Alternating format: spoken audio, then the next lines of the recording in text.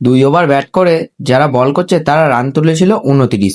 Batting টিমকে জিততে গেলে 30 রান করতে হবে। তো প্রথম বলেই ব্যাটিং টিম 2 রান সংগ্রহ করেছে। ওভারের দ্বিতীয় বল, দেখা যাক কি হয়। ব্যাটসম্যান সজোরে ব্যাট চালিয়েছে, সোজা ফিল্ডারের মাথার উপর দিয়ে ছক্কা। ওভারের তৃতীয় বল, ব্যাটসম্যান চালিয়েছে, অফ সাইডের দিকে গেছে, মনে হচ্ছে 2টি রান সংগ্রহ করতে পারবে না। না, এখানে সিঙ্গেল রান এসছে।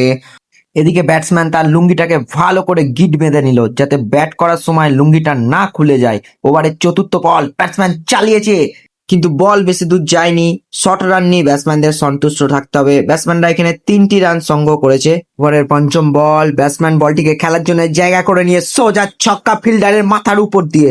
ওভারের ষষ্ঠ বল, নো ডেকেছে আম্পায়ার। এখানে নো বলে কি হয় দেখা যাক। নো বলটি কাজে লাগাতে পারেনি, সিঙ্গেল রান নিয়েছে।